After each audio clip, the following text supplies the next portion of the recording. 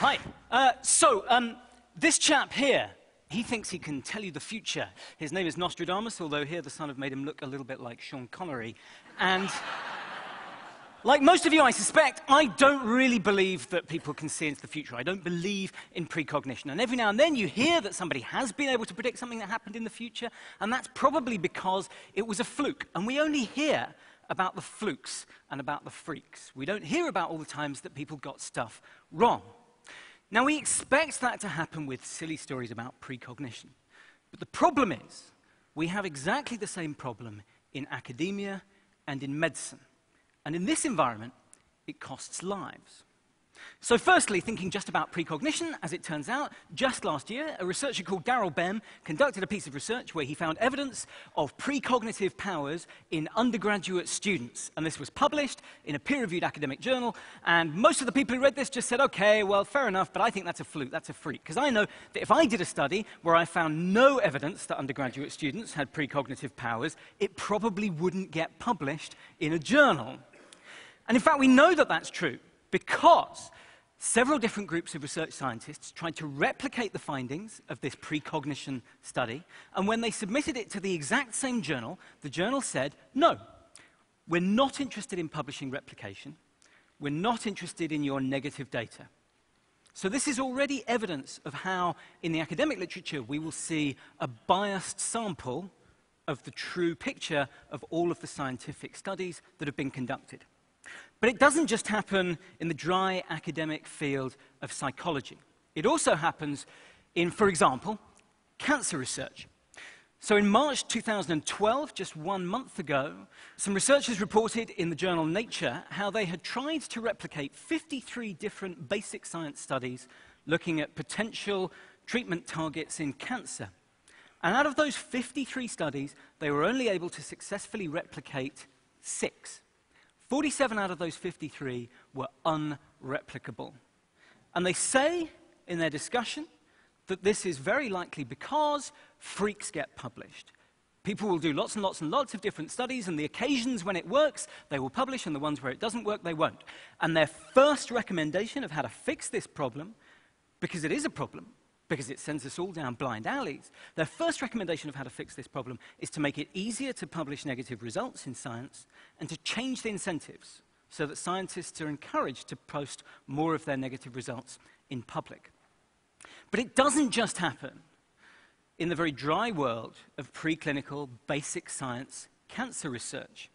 It also happens in the very real flesh and blood of academic medicine. So in 1980, some researchers did a study on a drug called lorcainide, and this was an antiarrhythmic drug, a drug that suppresses abnormal heart rhythms. And the idea was, after people have had a heart attack, they're quite likely to have abnormal heart rhythms, so if we give them a drug that suppresses abnormal heart rhythms, this will increase the chances of them surviving. Early on in its development, they did a very small trial, just under 100 patients. 50 patients got lorcainide, and of those patients, 10 died. Another 50 patients got a dummy placebo sugar pill with no active ingredient, and only 1 of them died. So they rightly regarded this drug as a failure, and its commercial development was stopped. And because its commercial development was stopped, this trial was never published. Unfortunately, over the course of the next 5, 10 years, other companies had the same idea about drugs that would prevent arrhythmias in people who've had heart attacks. These drugs were brought to market. They were prescribed very widely because heart attacks are a very common thing. And it took so long for us to find out that these drugs also caused an increased rate of death that before we detected that safety signal, over 100,000 people died unnecessarily in America from the prescription of antiarrhythmic drugs. Now, actually, in 1993, the researchers who did that 1980 study, that early study, published a mea culpa, an apology to the scientific community, in which they said, when we carried out our study in 1980, we thought that the increased death rate that occurred in the lorcainide group was an effect of chance. The development of lorcainide was abandoned for commercial reasons, and this study was never published. It's now a good example of publication bias. That's the technical term for the phenomenon where unflattering data gets lost, gets unpublished, is left missing in action. And they say the results described here might have provided an early warning of trouble ahead. Now, these are stories from basic science. These are stories from 20, 30 years ago. The academic publishing environment is very different now. There are academic journals like Trials, the Open Access Journal, which will publish any trial conducted in humans, regardless of whether it has a positive or a negative result. But this problem of negative results that go missing in action is still very prevalent. In fact, it's so prevalent that it cuts to the core of evidence-based medicine. So this is a drug called reboxetine, and this is a drug that I myself have prescribed. It's an antidepressant. And I'm a very nerdy doctor, so I read all of the studies that I could on this drug. I read the one study that was published that showed that reboxetine was better than placebo, and I read the other 3 studies that were published that showed that reboxetine was just as good as any other antidepressant. And because this patient hadn't done well on those other antidepressants, I thought, well, reboxetine's just as good. It's one to try. But it turned out that I was misled. In fact, 7 trials were conducted comparing reboxetine against a dummy placebo sugar pill. 1 of them was positive, and that was published, but 6 of them were negative, and they were left unpublished. 3 trials were published comparing reboxetine against other antidepressants, in which reboxetine was just as good, and they were published, but 3 times as many patients' worth of data was collected, which showed that reboxetine was worse than those other treatments, and those trials were not published. I felt misled. Now, you might say, well, that's an extreme and unusual example, and I wouldn't want to be guilty of the same kind of cherry-picking and selective referencing that I'm accusing other people of. But it turns out that this phenomenon of publication bias has actually been very, very well studied. So here is one example of how you approach it. The classic model is you get a bunch of studies where you know that they've been conducted and completed, and then you go and see if they've been published anywhere in the academic literature. So this took all of the trials that had ever been conducted on antidepressants that were approved over a 15-year period by the FDA. They took all of the trials which were submitted to the FDA as part of the approval package. So that's not all of the trials that were ever conducted on these drugs, because we can never know if we have those, but it is the ones that were conducted in order to get the marketing authorization. And then they went to see if these trials had been published in the peer-reviewed academic literature. And this is what they found. It was pretty much a 50-50 split. Half of these trials were positive, half of them were negative, in reality. But when they went to look for these trials in the peer-reviewed academic literature, what they found was a very different picture.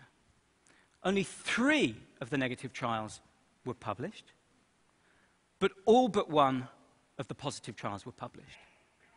Now, if we just flick back and forth between those 2, you can see what a staggering difference there was between reality and what doctors, patients, commissioners of health services, and academics were able to see in the peer-reviewed academic literature. We were misled. And this is a systematic flaw in the core of medicine. In fact, there have been so many studies conducted on publication bias now, over 100, that they've been collected in a systematic review, published in 2010, that took every single study on publication bias that they could find.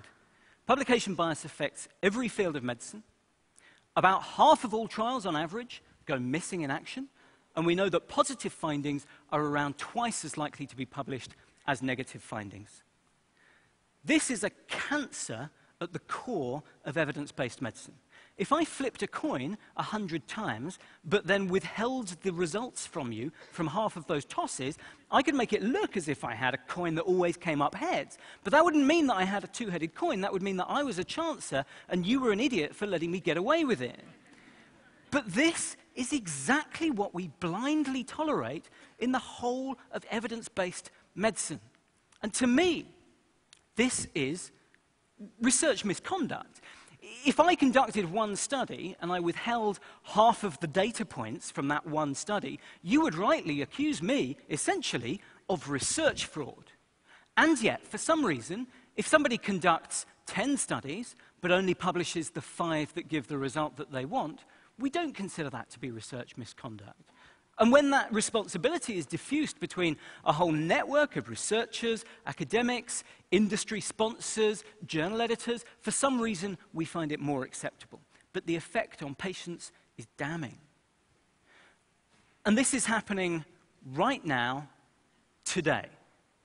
This is a drug called Tamiflu. Tamiflu is a drug which governments around the world have spent billions and billions of dollars on stockpiling. And we've stockpiled Tamiflu in panic, in the belief that it will reduce the rate of complications of influenza. Complications is a medical euphemism for pneumonia and death. Now, when the Cochrane systematic reviewers were trying to collect together all of the data from all of the trials that had ever been conducted on whether Tamiflu actually did this or not, they found that several of those trials were unpublished. The results were unavailable to them. And when they started obtaining the write-ups of those trials through various different means, through Freedom of Information Act requests, through harassing various different organizations, what they found was inconsistent.